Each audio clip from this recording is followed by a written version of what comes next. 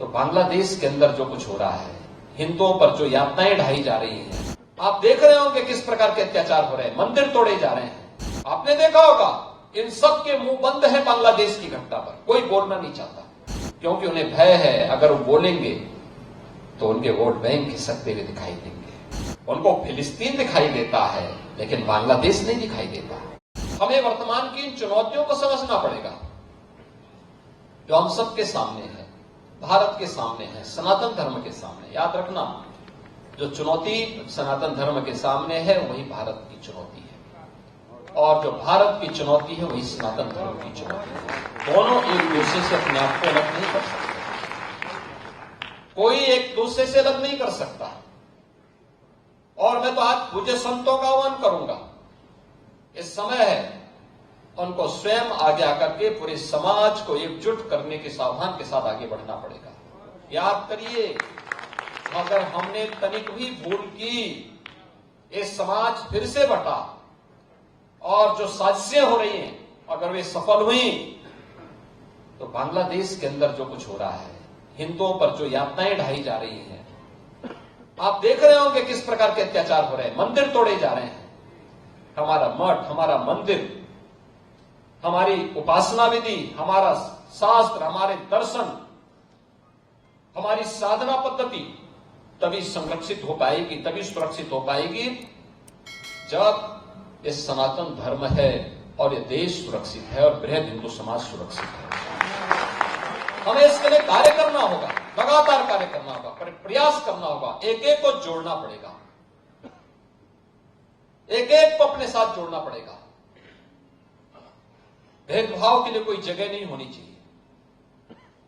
विभाजनकारी उन ताकतों को बेनकाब करना होगा जो केवल अपना उल्लू सीधा करने के लिए समाज को बांटना चाहती है, तमाम वादों के आधार पर बांटना चाहती है। उनके लिए राष्ट्र की कीमत पर राजनीति उनके लिए अभिष्ट हो गई, लेकिन हमारे लिए राष्ट्र सर्वप्रथम है। राष्ट्र की कीमत पर कोई राजनीति नहीं हो सकती। हमें चुनना होगा, पहले राष्ट्र को चुनेंगे, उसके लिए किसी भी प्रकार के बलिदान देने के लिए तैयार होंगे, लेकिन उसकी कीमत पर कोई राजनीति स्वीकार्य नहीं है।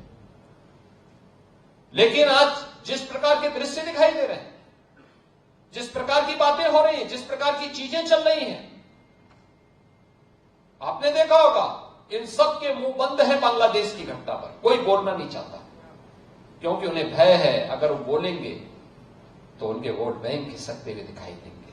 उनके पैरों के नीचे की जमीन जिस पर वे लोग खड़े हैं, वे अंगारे उनको ही जलाते हुए दिखाई दे रहे होंगे और इसलिए वे मौन हैं, बोल नहीं सकते। जो लोग दुनिया के अंदर अन्य मुद्दों पर बोलते हैं, मुखर होकर के बोलते हैं, उनको फिलिस्तीन दिखाई देता है लेकिन बांग्लादेश नहीं दिखाई देता।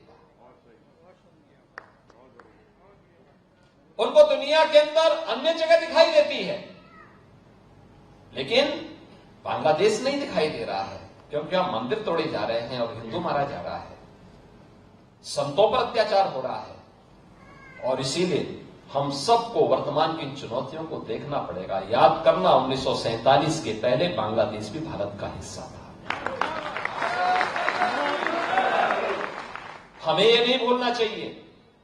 और 1971 में बांग्लादेश को बचाने में हमारे सैनिकों ने भी बलिदान दिया था, हजारों सैनिकों ने बलिदान दिया था। पाकिस्तान को मुंह की खानी पड़ी थी। पाकिस्तान के 95,000 से अधिक सैनिकों को भारत के बहादुर जवानों के सामने समर्पण करना पड़ा था। और विश्व के इतिहास में किसी भी सेना की सबसे बड़ी विजय थी जो 1971 में भारत की सेना ने करके दिखाया था।